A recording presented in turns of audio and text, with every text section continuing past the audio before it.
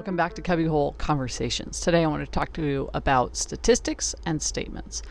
So this is just my personal thoughts on the subject. Take it from it what you might and roll with it or don't. So statistics, in my opinion, statistics are created to support a thought or a statement or a theory. So if I want to prove something, then I'm going to go out and seek answers that will prove my point. So you can kind of morph a statistic to meet your need. Example being, if I wanted to prove how many people of color live on my street, and my point is that there are no people of color that live on my street, then I can make my street start at this road. I almost said what street I live on. I'm not supposed to do that. Oops. Live on this, start on this, and go to this very next intersection.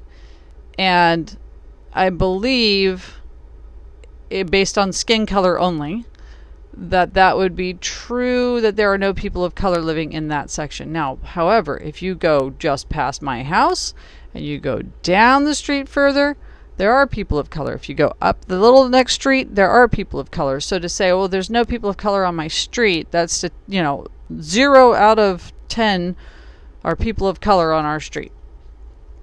That's not taking the whole street into account. So that's what I'm saying. You can skew a statistic. Another example might be X number of people died from this cause. That statement may be true that 10 people died of this cause from this cause, but if you're saying that strictly they died from that cause, or there's too many variables, is my point, I guess, is that there's too many variables in statistics that are not taken into account because they're looking for a very specific thing. Statistics in baseball are probably one of the most accurate types of statistics because it's hard to deny that the guy hit the ball that many times, or that the guy threw that many pitches accurately or inaccurately.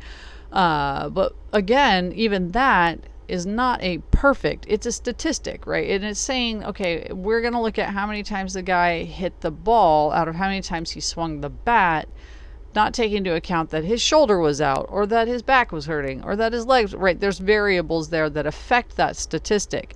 Again, like I said, I feel like baseball is probably one of the more accurate things with statistics, but like medical, for example, I think is one of the worst ones for statistics because there are so many variables in medical. And to say, well, 9 out of 10 people were healed by this thing, or 75% of the people who went into this hospital came out healthier than they went in.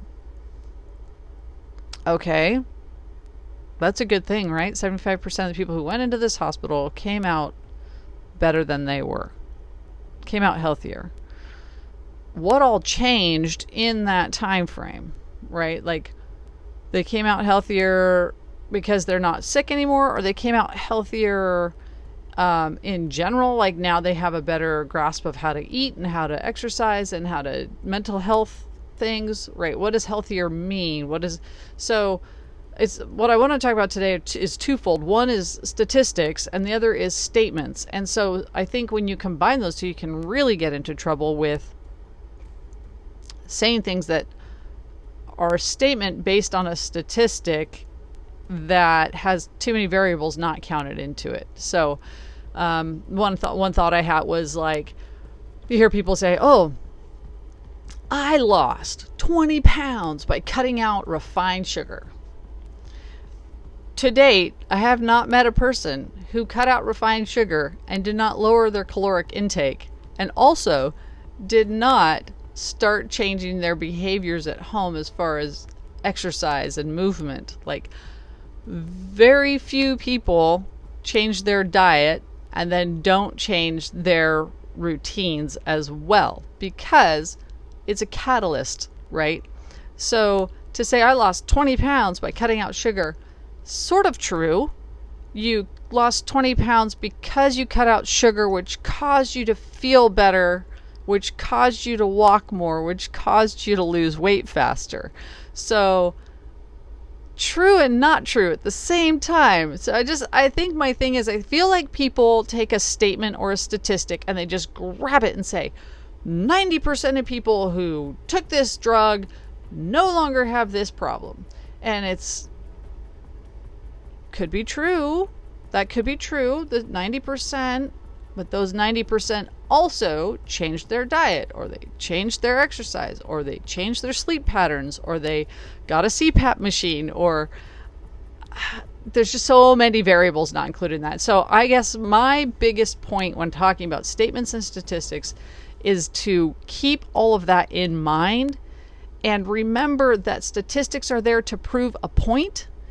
And then the statements need to be taken with a grain of salt to say, hey, that's a good statement. What's the truth behind the statement? What are all the extra things that were not or may not have been considered? With that said, I hope that you're in the group of people who are living life, loving God, and having a great day. See you next time.